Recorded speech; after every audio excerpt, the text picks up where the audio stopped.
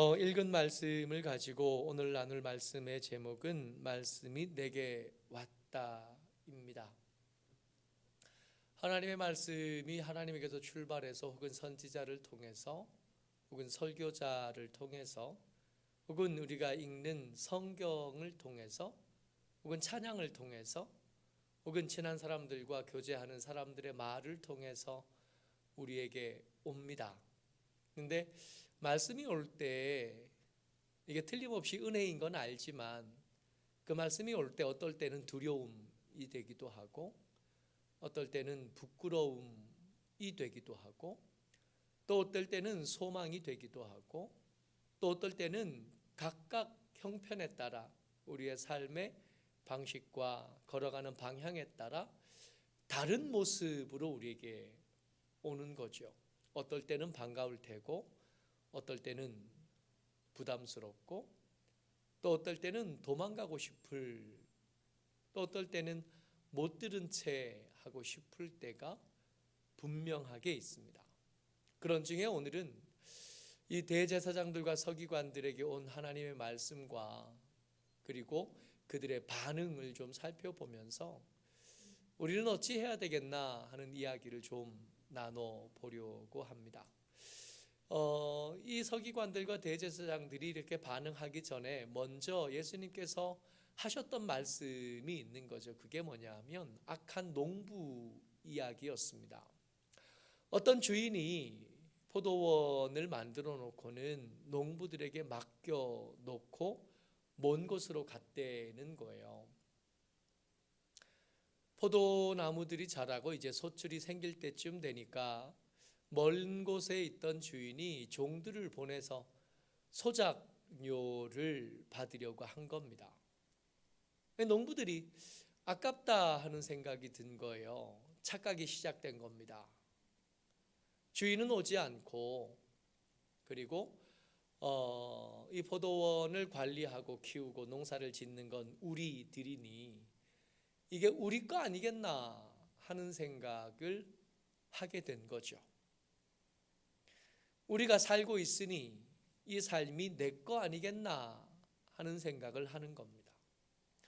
우리 삶에 허락된 것들이 있잖아요. 내가 살고 있는 집에 계약서를 내가 가지고 있죠. 혹은 전세이겠고 혹은 월세이겠고 혹은 내 이름으로 등기된 내 것일 텐데 다들 착각하는 겁니다. 이 세상을 만드신 분이 계시고 이 세상을 만드신 분의 소유임에는 이견이 없어야 할 터인데 점점 살아가면서 이게 내 것 같고 우리 것 같은 겁니다. 이 농부들이 생각했습니다. 내 것 같은데 근데 여기서 내가 열심히 농사 지은 것들 중에 얼마를 떼줘야 하는 것이 아깝다는 생각이 든 거예요. 어차피 주인은 오지 않으시는 것 같으니 이 농무 소작료를 받으러 온 이 종들을 때려서 쫓아낸 겁니다. 몇 번 그렇게 반복되는 중에 주인의 고민이 깊어지기 시작했어요. 이 악한 농부들을 어떻게 하면 좋겠나? 근데 이 악한 농부를 어떻게 하면 좋겠나 고민하는 그 고민의 밑바닥에는 어떤 생각이 있으신가 하면 어떻게든 이들이 좋은 관계를 통해서 잘 지냈으면 하는 그런 생각을 이 주인이 가지고 있었나 봐요. 항상 그렇지만 더 사랑하는 사람이 약자가 되는 법이거든요. 더 많이 사랑하는 사람이 약한 쪽이 될 수밖에 없어요. 그래서 아들하고 엄마가 싸우면 매번 아들이 이기는 거고 남편과 아내가 싸우면 매번 아내가 이기는 겁니다. 더 사랑하는 쪽이 지는 거거든요. 매번 내가 이긴다. 어떤 관계 속에서 그 싸움 속에서 매번 내가 이긴다 생각을 좀 하셔야 돼요. 아, 내가 저 사람 사랑하는 것보다 저 사람이 날 사랑하는 게 더 큰가 보다. 봐주고 있는 건가 보네. 매번 이겨 먹더라도 알고는 있어야. 알고는 있어야 그래도 어떤 순간이 되면 염치 없다 소리는 안 들어야 될 거 아니에요. 이 주인이 이 농부들에 대한 호의가 큽니다. 생각했어요. 내 아들, 내 상속자가 있는데 내 아들을 보내면 내가 종을 보냈을 때와는 다른 반응을 보이지 않겠나. 그러면 적당한 소장료를 주고 관계를 회복할 수 있지 않겠나 하는 생각을 주인이 한 겁니다. 그랬더니 농부들이 그 상속자를 두고 나누는 이야기입니다. 20장 14절 15절 말씀이요. 같이요. 시작. 농부들이 그를 보고 서로 의논하여 이르되 이는 상속자니 죽이고 그 유산을 우리의 것으로 만들자 하고 포도원 밖에 내쫓아 죽였느니라. 그런즉 포도원 주인이 이 사람들을 어떻게 하겠느냐. 묻지만 이게 질문은 아니잖아요. 형식은 질문문으로 의문형으로 되어 있긴 하지만 대답을 듣자고 하는 질문은 아닌 거거든요. 이미 그 상속자를 죽였다 할 때 그들을 향한 처분은 정해진 겁니다. 진멸일 수밖에 없는 거예요. 내 아들을 죽인 놈들과 같은 하늘 이고 살 수는 없는 거잖아요. 죽여야지. 그동안 애썼던 게 아깝고 그동안 공들인 게 허사가 돼서 아깝기는 하지만 그놈들을 살려둘 수는 없죠. 죽여야지. 실제로 그런 일이 있었다는 게 아니라 이 악한 농부들의 심사가 꼭 대제사장들, 서기관들, 너희들의 심사 같다는 거예요. 그리고 이 말씀을 이 대제사장과 서기관들이 알아들은 겁니다. 말씀이 왔는데 이 말씀이 두려운 말씀으로 도착을 한 거예요. 이 말씀이 부끄러운 말씀으로 도착을 했고 이 말씀이 거절하고 싶은 말씀으로 도착을 한 겁니다. 귀신같이 알아들었어요. 그러니까 못 알아들었으면 들을 귀가 없어서 그런가 보다. 못 알아들었으면 소리가 작아서 그런가 보다. 못 알아들었으면 저들이 글을 못 배워서 그렇나 보다. 그럴 텐데 그렇지 않았어요. 이들 알아들었는데 찰떡같이 알아들었습니다. 19절부터 20절까지 같이 읽어봐요. 시작. 서기관들과 대제사장들이 예수의 이 비유는 자기들을 가리켜 말씀하심인 줄 알고 즉시 잡고자 하되 백성을 두려워하더라. 이에 그들이 엿보다가 예수를 총독의 다스림과 권세 아래 넘기려 하여 정탐들을 보내어 그들로 스스로 의인인 채 하며 예수의 말을 책잡게 하니.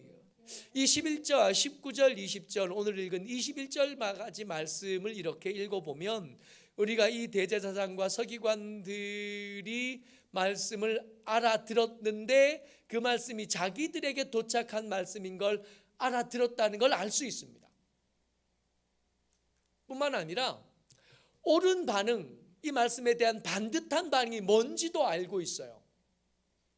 이 정탐하려는 사람들이 예수님에게 찾아가서 한 말이 21절에 등장하는데 21절 써놓지는 않았어요. 여러분들 성경 보고 같이 한번 읽어볼까요? 21절 시작. 그들이 물어 이르되 선생님이여 우리가 아노니 당신은 바로 말씀하시고 가르치시며 사람을 외모로 취하지 아니하시고 오직 진리로서 하나님의 도를 가르치시나이다. 지금 예수님께서 하셨던 너희들이 악한 농부 같아 하나님의 소유권을 인정하지 않고 하나님의 것을 빼앗아 그 상속자를 죽여서라도 니들 것으로 만들려고 하는 진멸받아 마땅한 악한 농부 같아. 그게 니들의 모습이야. 이게 하나님의 도라는 걸 알고 있었습니다. 우리의 외모와 상관없이 우리가 들어야 될 말씀이라는 걸 알고 있었어요.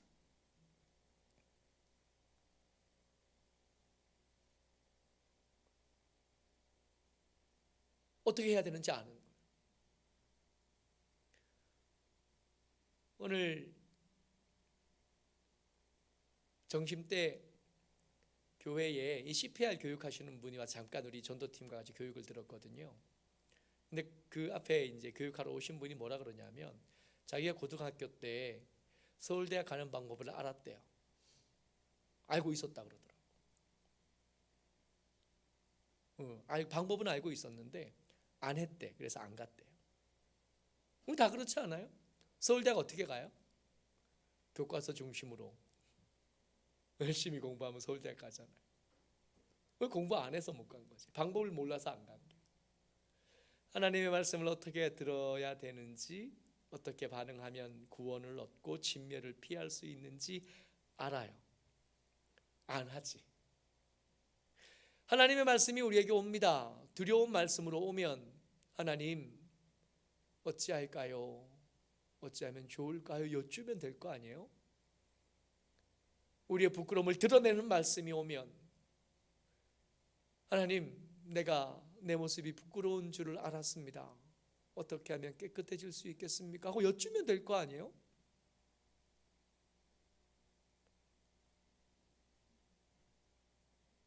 방법을 모르는 게 귀신같이 알아들었어요. 예수님이 찰떡처럼 말씀하셨고 이들이 찰떡처럼 알아듣기는 했는데 이들이 이걸 따라가기를 거절한 겁니다. 꾀를 냈어요. 지금 당장 죽이고 싶은데 사람들이 많이 모여 있으니 지금 당장 죽일 수 없게 된 거예요. 그리고 내 손에 피를 묻히고 싶진 않으니 교묘한 질문, 해결되지 않는 질문 하나를 가지고 와서 이 질문을 통해서 총독의 손을 빌려서 예수를, 경험이 있거든요. 세례 요한을 헤롯의 손을 빌려서 죽였던 경험이 있는 거예요. 그렇게 하고 싶다 생각한 거예요. 그래서 위험한 질문 하나를 이 정탐하는 사람들 통해서 예수님에게 던진 겁니다. 22절에 우리가 가이사에게 세를 바치는 것이 옳으니까 옳지 않으니까 하고 물은 거예요. 이걸 뭐라고 부르냐 하면 이렇게 속에 품은 생각과 겉으로 하는 말이 달라지는 것, 이걸 시편에서는 간사하다 그러잖아요. 예수님은 이 상태에 대해서 이걸 뭐라 그러냐면 그들의 간계를 아시고 라고 말씀하셔요. 간사한, 교활한 게 구원을 얻지 못하는 말씀에 대한 반응, 간계입니다. 모르실 리가 없는 예수님께서 그에 대해서 대답하십니다.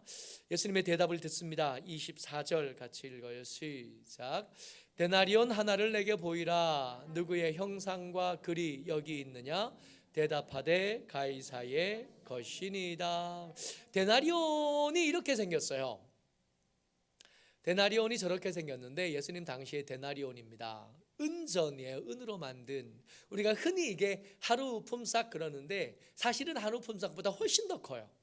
그래서 어떤 학자들은 한 5치, 5일 정도의, 한 주 정도의 품삯은 될 거다 생각합니다. 은으로 만든 저 정도의 동전이 하루치 품삯이면 너무 비싼 것 같다는 느낌도 드는 거죠. 저게 뭐냐면 티베리우스의 얼굴이 있는 동전이에요. 뭐라고 써 있냐면 글자들이 이렇게 쭉 써 있잖아요.